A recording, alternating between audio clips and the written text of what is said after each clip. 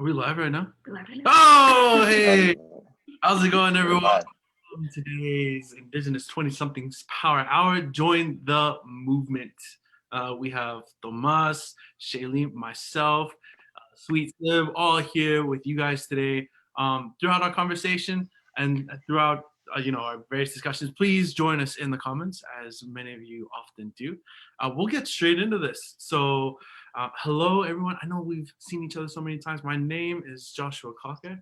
On my mom's side, from Oklahoma, my dad from the Pacific in the Kingdom of Tonga. Work with the Indigenous 20-somethings Project and the Native Wellness Institute. But also, there's a lot of little things that we do when we're not online or sitting in front of a screen. And one of the things that we do as people, individuals for the movement and for ourselves is try to engage myself and my family. I'm actually up here in Portland right now because I just wrapped up my hunting for the year. Well, until the season begins at the end of the year. So got a deer and elk, and we're processing things up here. And as well as just trying to stay busy at home, mainly building things.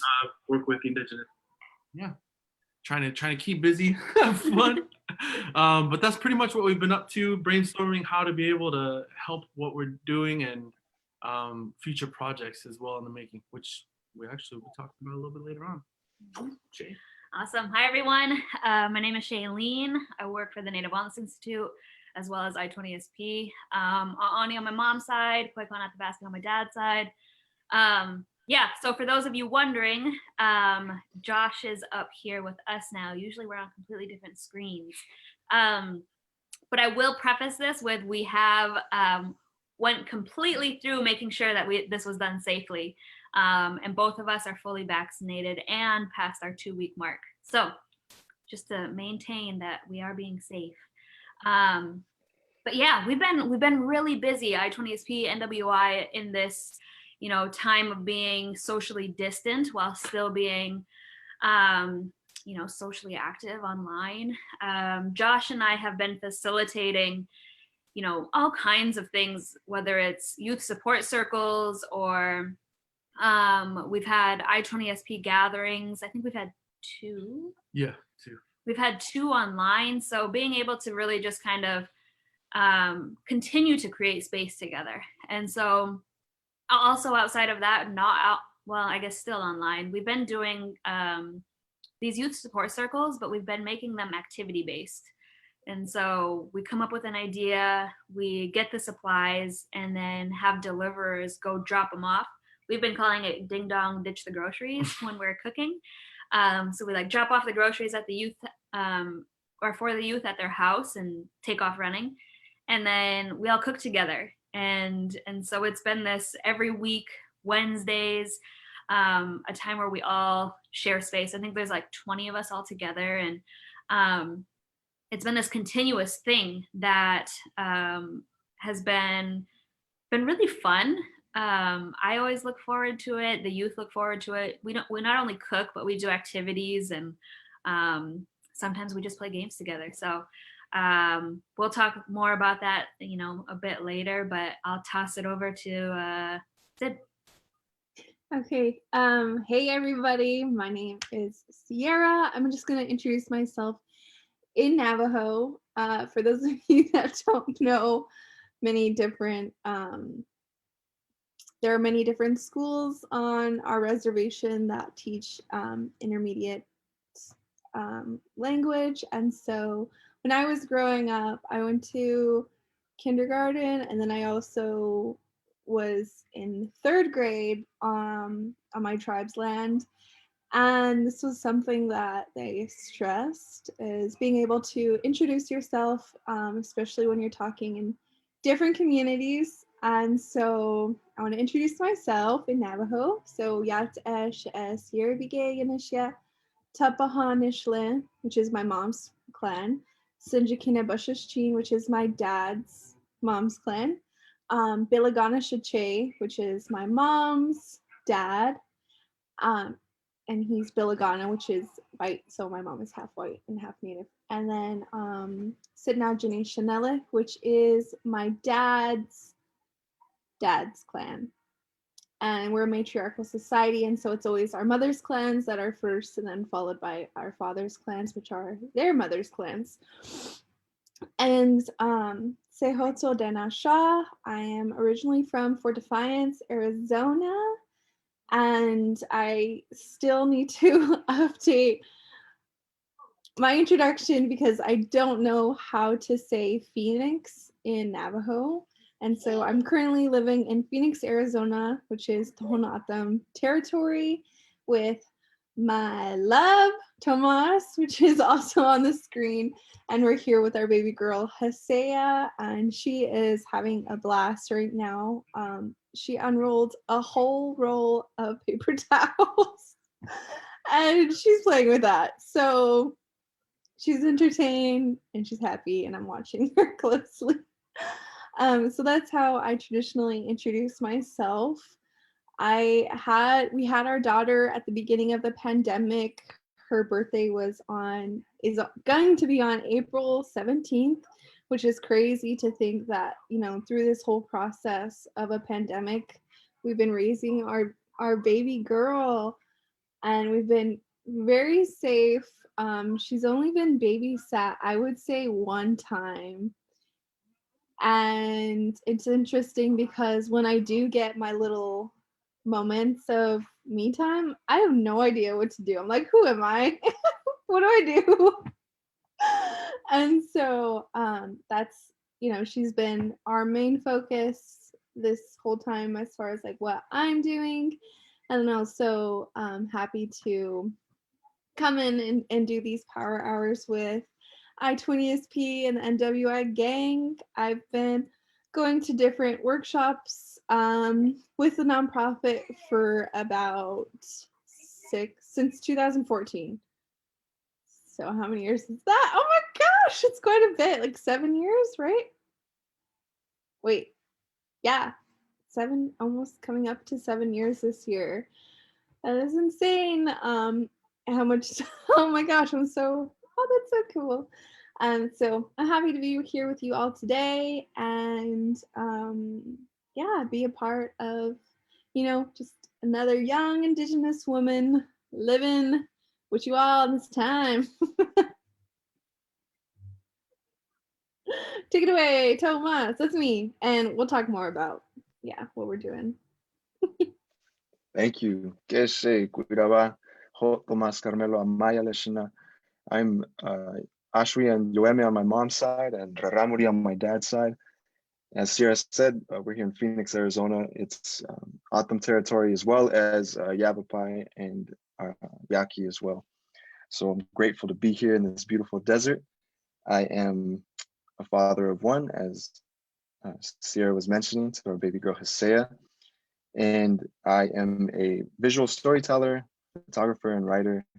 So creativity is definitely something that's in my kind of daily life, I guess, and daily practice.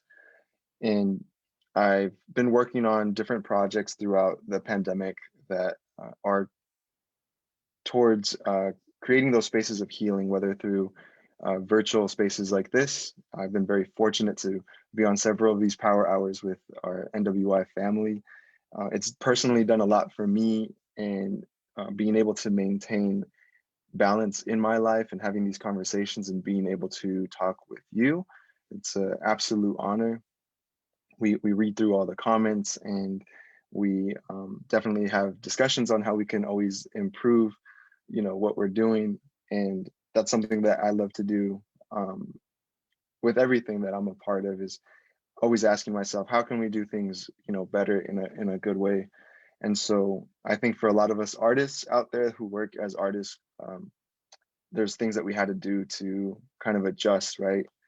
And this goes for everybody that's part of what's going on right now in the world, but certainly seeing that there's also a support network through NWI and I-20SP, it's made things a lot better. So it's an honor and a blessing to be here, and I'm excited to talk about what the movement is and what it's about, what the intention is behind it. Again, thank you everybody for joining. Yeah. Thank you guys for your awesome introductions. Let's jump into this.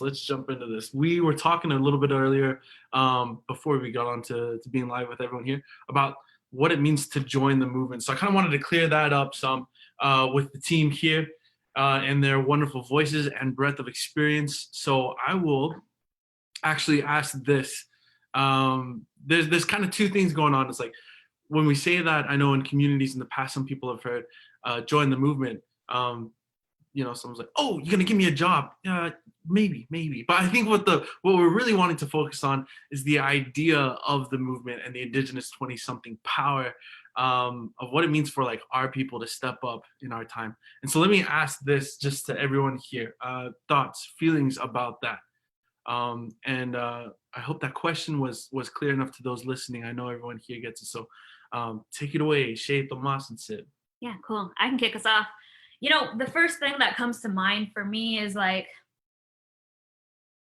healing is not something we go to a place necessarily. Like we go to a conference and it can only be done there. Or we go to a training and we learn the tools. It's an ongoing process that we have ourselves, right? That we grow up, either we may not know the tools right off the bat, but we know what makes us feel good. And as we progress forward in life, we see what works for us and what is healthy for us, right?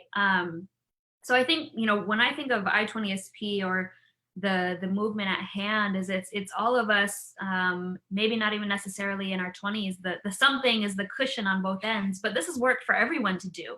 It's healing ourselves so that we can heal our generation for the betterment of, well, our generation and the next generations and those to come. It's for everybody. It's a community event. When we do the work ourselves, we're helping all of those around us. I think about community in general, right? What is our place? What do we bring to community, and what do we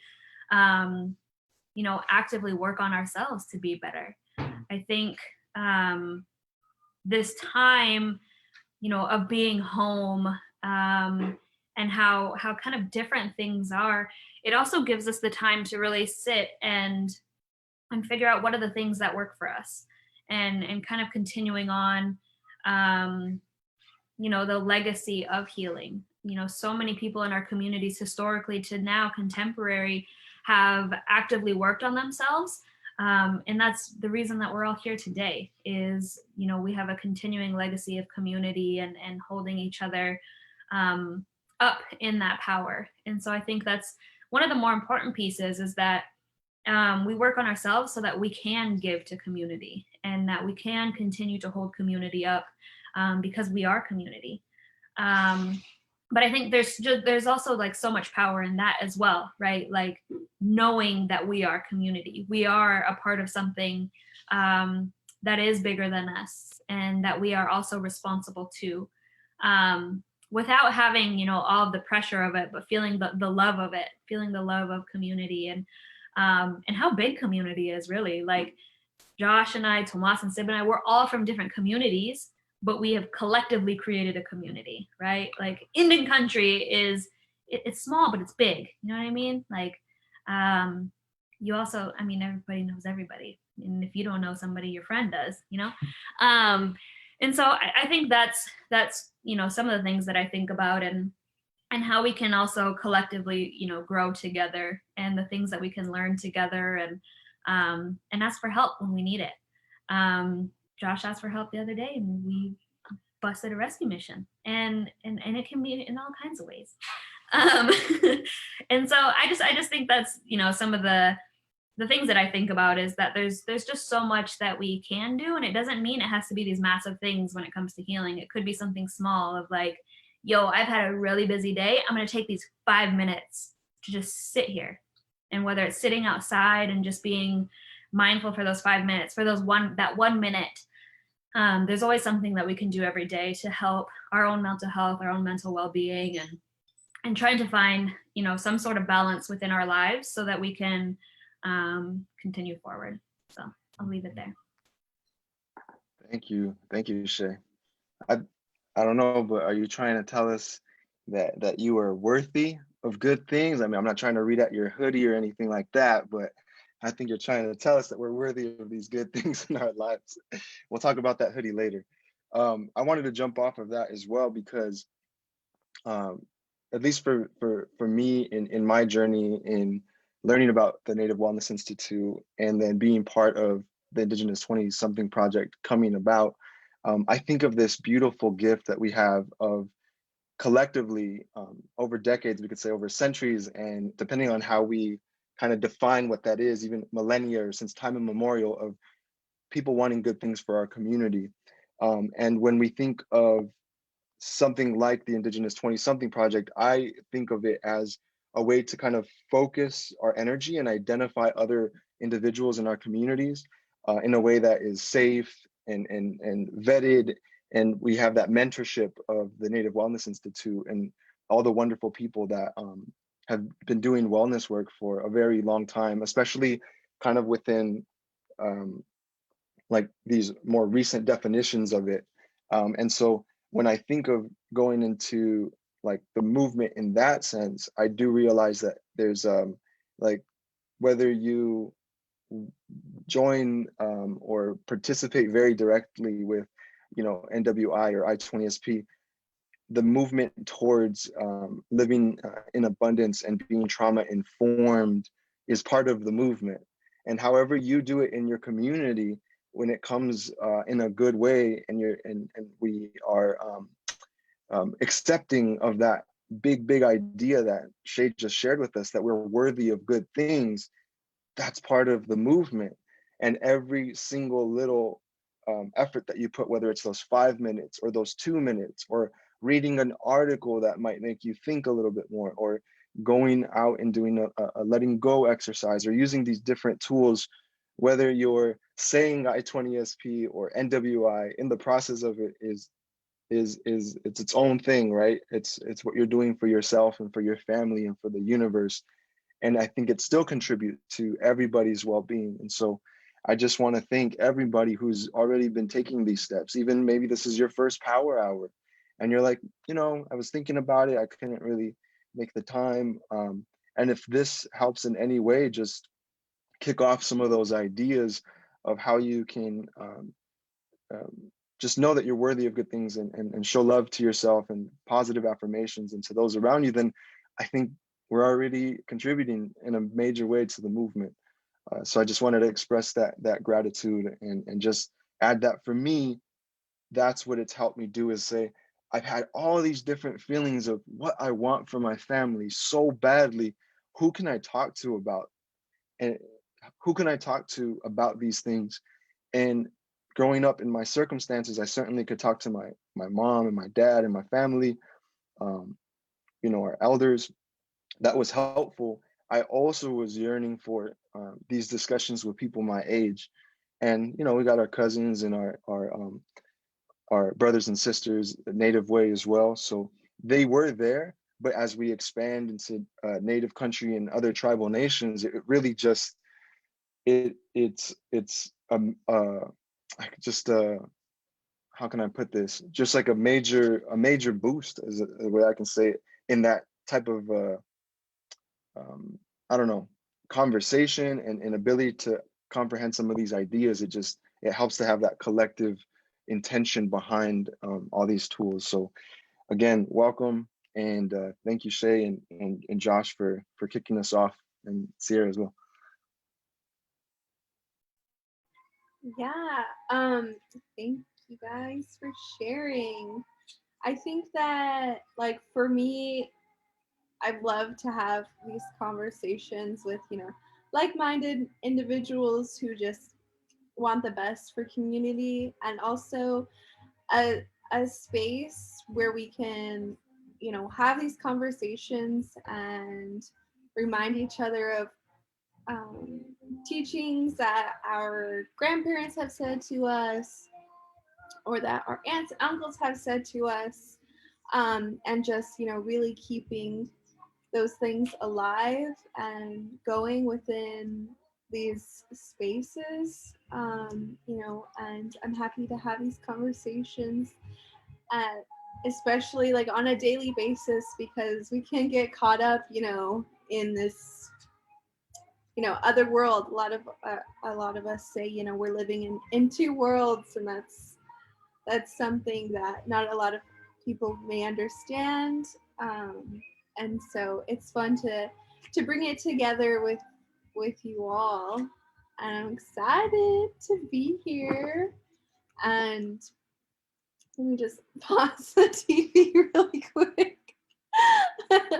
Our little Hesea likes Frozen, and so that's her show of choice. We're trying to implement more brown people, so she's been watching more Moana.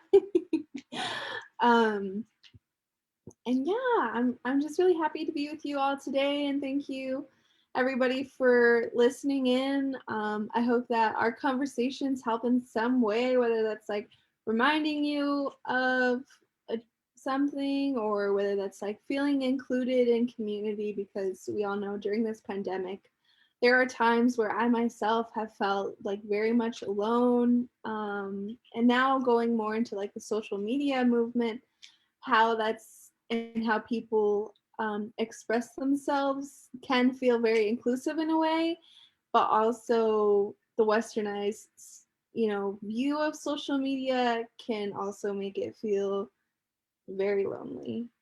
And so I just want y'all to know that this is a safe place where we want everybody to feel included. We don't want anybody to feel judged, or that they have to live picture perfect lives, because that's not at all what we want. If anything, it's to be reminded that we're all equally going through different things, and that's what makes us so resilient. And how do we get through those things in a good way. Just talking about my little family here with Tomas and Hosea, we do have check-ins where we're like, okay, how are you feeling today? How has this week been? Like this past week, I've asked Tomas, like, how do you feel about the way that I've been treating you this past week? Like, is there anything that I can do better? And so having those daily or weekly conversations, check-ins with your family is one way that we've been kind of getting through this pandemic, and just generation that we're in today, and the times that we are in. Like, how do we keep each other feeling good and happy? It's just crazy pandemic life. Oh my gosh. I don't know if that answered the question. Okay, cool. I was like, ooh, this is a conversation. Let's do this. Perfect. So we have a pretty broad idea of what it is to be a part of the movement in which we are referring to today. And I hope and trust that as we've been talking about these things, your mind has been going as well, and been thinking about, the movement that can or already has taken place and started in your communities. It's exactly what we're gonna be talking about today, and how to progress that, move forward, and be a part of those communities, and even create them, man. If they don't already exist, it doesn't mean that those things aren't possible. And I kind of wanted to start with that too. Let's get some ideas going on that, guys. Like, what are some ways that we can contribute to the spirit and the work to which we were referring to earlier? Thoughts and ideas about that? Yeah, I can. I keep laughing to myself because I'm like, I've never done a power hour next to somebody. Yeah, I don't know where to look. Yeah, and I'm like, oh yeah, oh wait. How can we contribute? I mean, even something like this, it doesn't have to be live on Facebook, right? Like, maybe that is one way of you sharing, and it doesn't have to be anything fancy. I mean, if you could see the rig that we have right now in front of us, it's not fancy. But I think there's so many ways in which I think about access and resources. And the reason I say that is on a generation basis, right? I-20SP is healing a generation. And the reason we're talking, or I think about generation, is we have different resources per generation, or different ways of doing things. And And like, because I was thinking the other night, I was just sitting there like, man, what if this pandemic hit like in my grandma's generation, if they were our age, right? How different it would be, because social media wasn't a thing, right? So what would it look like then, or what would we be doing then? Like if we had no social media, would it be as hard, or would it be easier or harder, right? So I try and think of like big picture, and which also makes me have a lot of gratitude for the internet, right? Like contributions can be, as for me, like as simple as like if one of my friends posted about having a hard time, so I said, hey, tonight 6 p.m. let's watch a movie together, we'll press play at the same time, and it's still creating that communication and connectedness in a different kind of way than usual, since I can't drive over and hang out with them, or they can't come stay here. So there's so many ways in which we can add to the collective, or still continue to create community. Zoom calls have been a big one, and if it's not a Zoom call, it's like FaceTime, or there's the support circles. One thing I think about is, which I haven't brought up to these guys, is like, what if our team hopped on and cooked a meal together, just separate kind of ways that we can still continue to maintain some kind of connectedness. Me and my brother joke all the time that we're gonna have like some kind of social disorder coming out of this thing. Like when they were like, oh, Josh is coming up, and we had been preparing and planning for this, and then Tristan was like, so when he walks in the door, do we hug him? And then we all kind of sat there and like looked at each other, and we're like, yeah, I think that's safe. And then like when the time came and he came up, we were like, oh hey, and it's like the longest hello, even though like we've been talking about it. But what are the ways, even if we're not together, the things that we can still do, right? Because we're physically distancing, but we don't have to necessarily socially distance. But then I guess that also comes to the point of balance of like, maybe it's time for a social media break. Maybe it's time to just kind of like put that aside and really focus on, whatever it is that you have going on in here and in here, to really make sure that our lives are in balance. I think it's like Sib said, like the check-ins with the people that, not only that we live with, but checking in on others if we have the capacity to do so. And just kind of continuing to maintain our own well-being, I think is an important one. Do you mind if I jump on that real quick? That was a really interesting question, and I like that a lot. The question that you asked about like what would happen if this happened in your grandma's time. Mm-hmm. I think one of the cool things is we have the ability to explore that idea because we can just disconnect from social media. Mm-hmm. And we also have the ability to be as connected as possible with all of this modern technology too. Mm-hmm. Although it is a crazy time to live in, I think one of the things that I hear when I hear that quite often is like, it's crazy because it's new. This disrupted our norm. But in all reality, actually, we have a lot of options available to us as people and as community and family. I mean, all of us right now, if you've been paying attention to the science and all of that craziness, when I was at school, we did what's called risk matrices, where you assess risk and then you balance the risk or mitigate the risk with like safety points throughout throughout your activity. So it could be, I mean, we're talking like whitewater kayaking and dropping waterfalls, to like sea kayaking for more than a week, to rock climbing, multi-pitch climbing. So these different activities had a lot of inherent risk. And then we just measure the risk, be honest and real about it, and try to get as much of it as possible. And well, how can we mitigate this? And how much of that risk do we feel comfortable taking on as individuals? That kind of thinking actually helped me a lot during this time. During Christmas, I was able to meet my sister my only sibling here in the U.S., and we met up in a neutral location. It was in New Mexico. We got this Airbnb, and the lady like cleaned the whole thing from top to bottom for us. We'll hide these people to do it, and then we got tested, rapid tested, then the regular 5-day test, and then we quarantined for 2 weeks. Then we went to go see each other, and that was one way that we were able to do it. Staying inside, cooped up and not talking to anyone or not seeing anyone the entire time. If you're still doing that, this is a really long time to be doing that. It's not actually, I don't believe, sustainable. So, being able to mitigate risk and being honest about the risk really helps. But on top of that too, like that idea of like just going into the middle of nowhere and just hanging out in the woods, you could do that, man. You could do that. The Forest Service is super like underemployed. Like you could disappear for years if you wanted to. Yeah, I just think that we're in a really special time, and it kind of just like boom, we could tailor this experience to be what we want. And I just wanted to say that because I really liked that comment, that thought. I'll pass it on.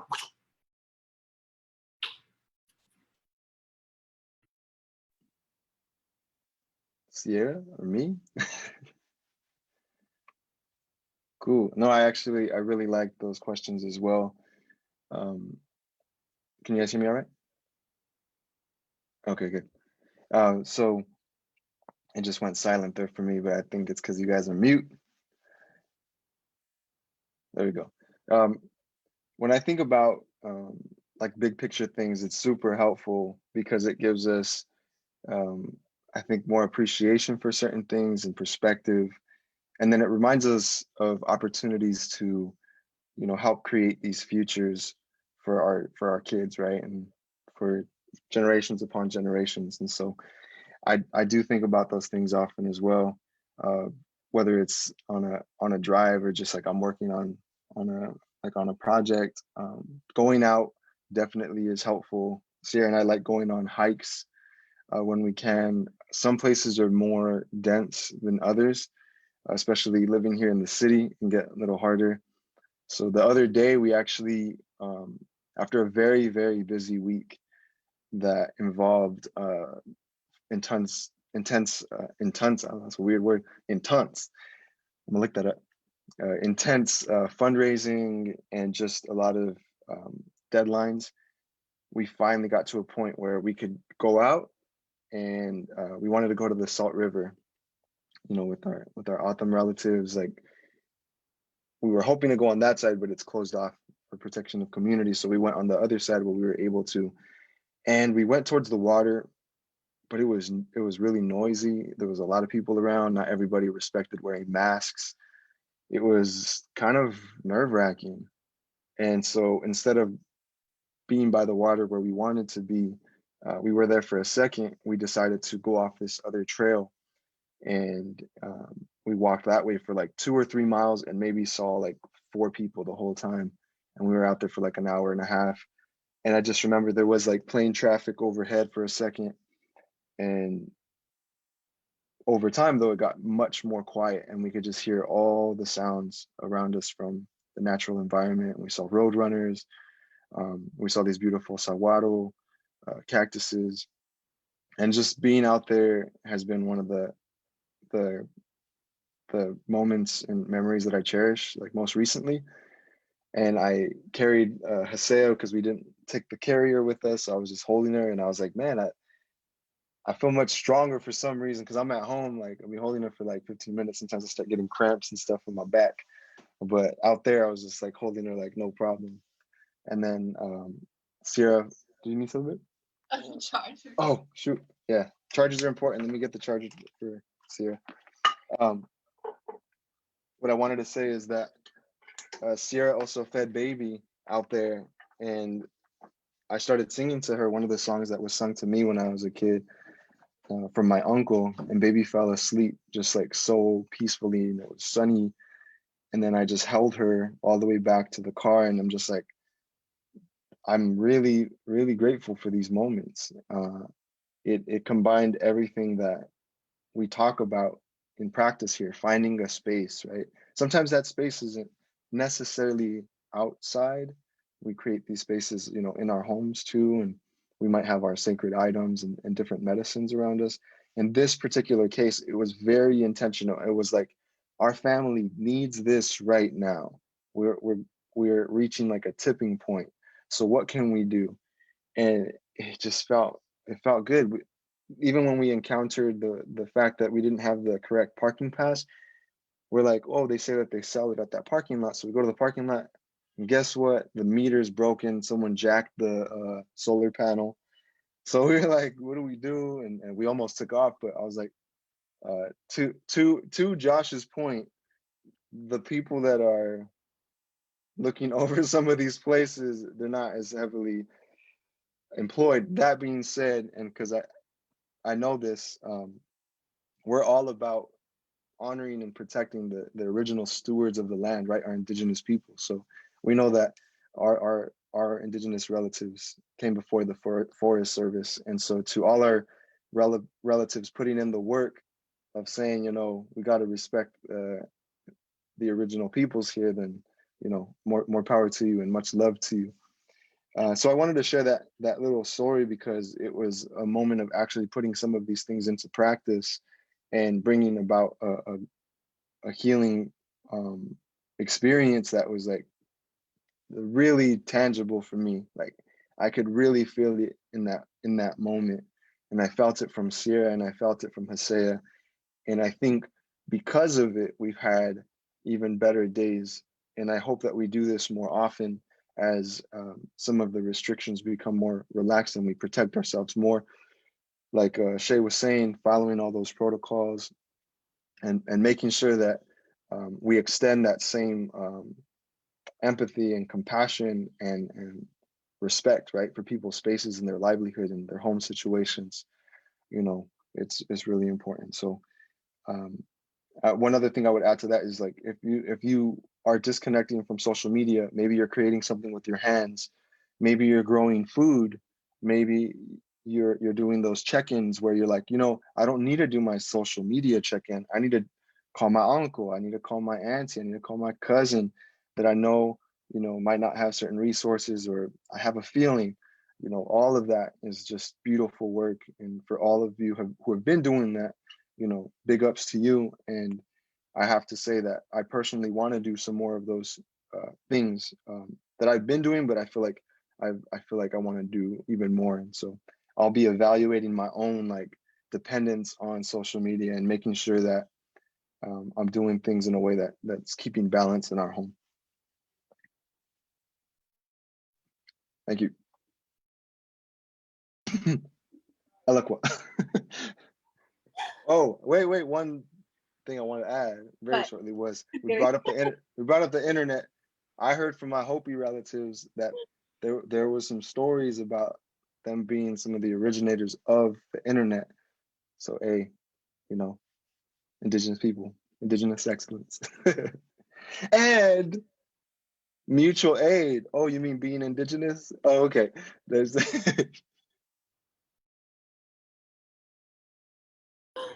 Awesome. Yeah, no, when we went out there, it was kind of crazy. It was uncomfortable. I'm like, how is it that we're uncomfortable in, you know, indigenous territories? Which is really unfortunate. I feel like if anything, whenever a guest comes into, you know, native land, it's always like, we're always caring. We're always like, what can I get you to eat? It's, you know, our people are very, very giving. So very fortunate to come from a community like so. But yeah, when we got down there, it was really uncomfortable. I'm like, y'all are lame. Yeah, no, but that walk was really good. Thanks for sharing that story, Thomas. It brought back some really good memories. And yeah, that was definitely a highlight that happened this past month. And we really need to take advantage of here in Arizona, our weather is amazing. And it's about to get very hot. So we have to live it up while we can before it becomes extremely uncomfortable. Up here in Phoenix, it gets to like, on average, you know, 105 plus. It's like in the hundreds for hundreds of days here. And so, yeah, definitely gotta take it all in. For me, you know, being an Indigenous 20 something that is trauma informed and navigating through different social medias, especially now, I feel like there's been a turn in Indigenous sharing of knowledge and teachings. It's become like a really hard place to navigate myself.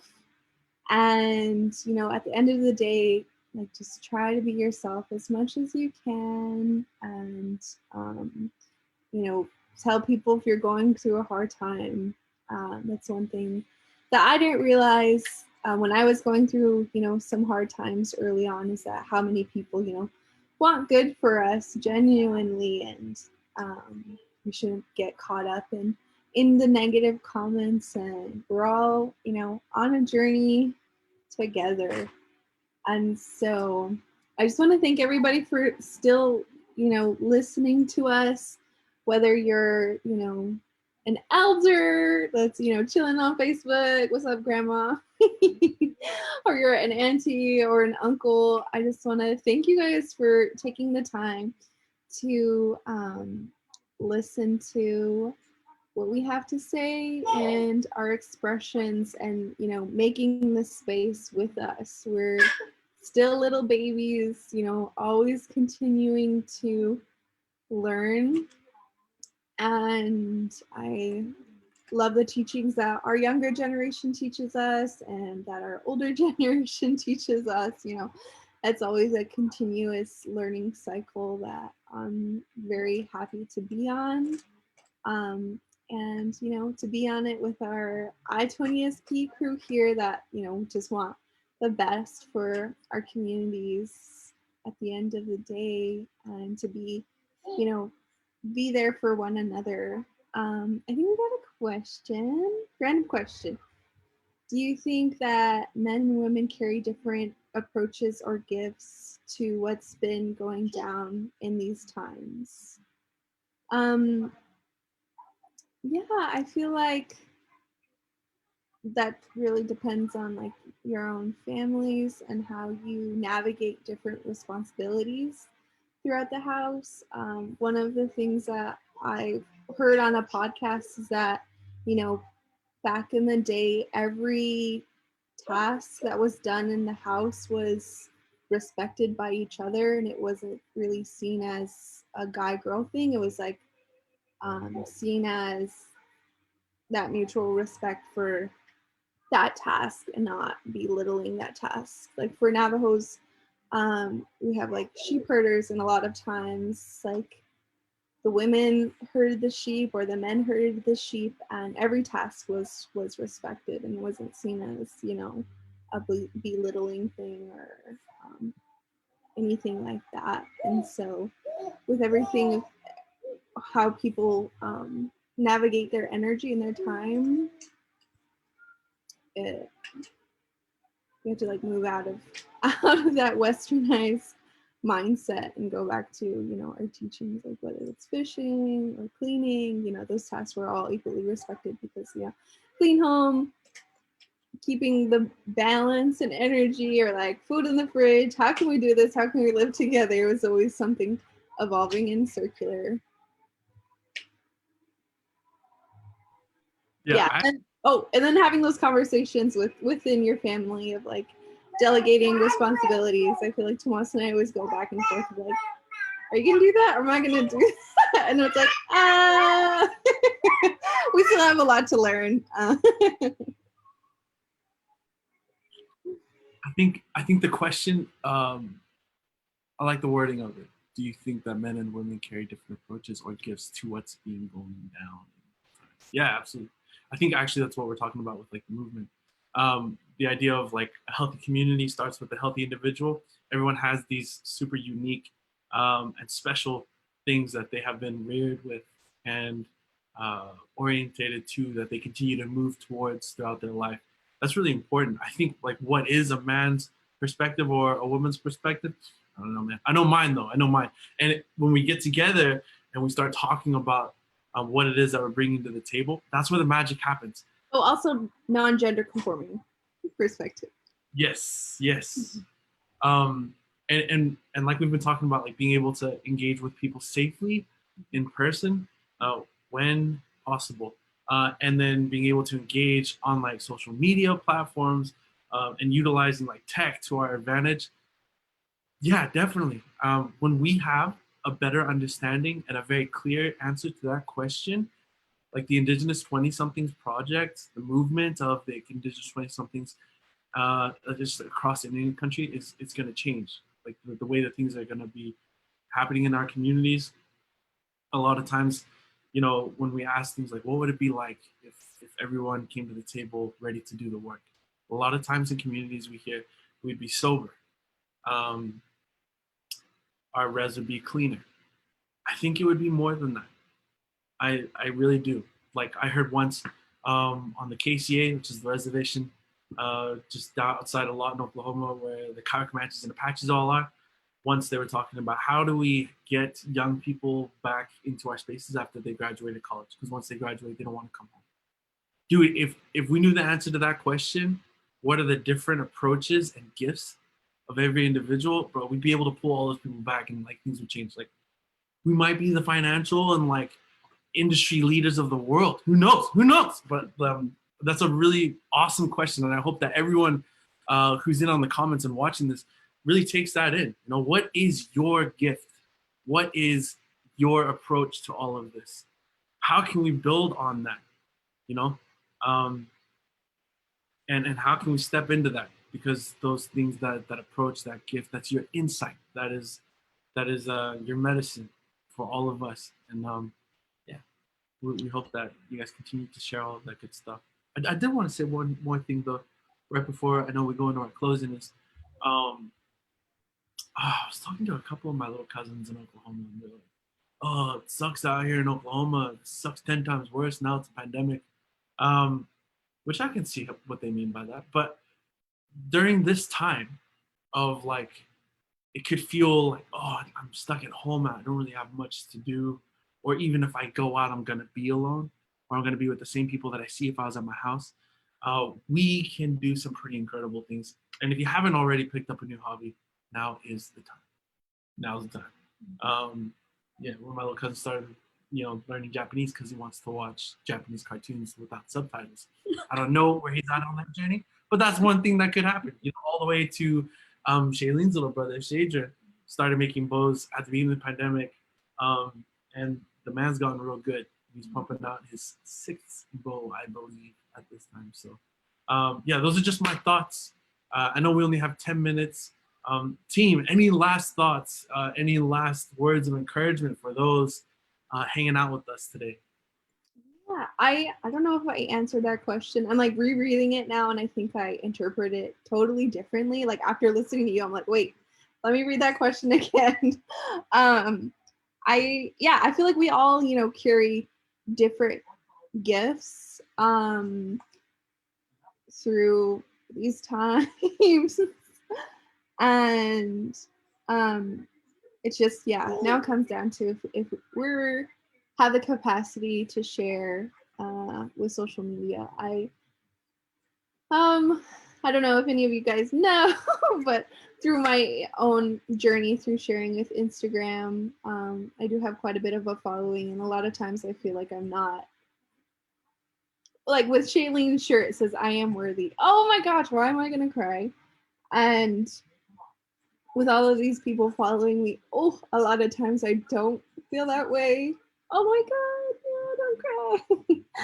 I don't feel that way, and I feel like I do have gifts, and you guys have your own gifts. Yeah, that shirt is awesome, Shaylene. And it just goes back to like, how do we choose to share that with community, and then how does westernized social media have an effect on that? I feel like one way to heal that is to have like conversations like these over social media, where we're just sharing from the heart and what we want for our communities, which is always the best. I want good things for you all, and that's how I pray every day. So thanks for listening to me. That's what I have to say. It's something I continuously need to work on, is feeling worthy to share in community without, people thinking that I have like some other type of intentions, whether that's like through fame or I don't even know. So yeah, I hope you guys all have a good day, and we're worthy to share who we are on social media without, feeling judged from our own community members. It's been hard for me, but I'm trying to work on it.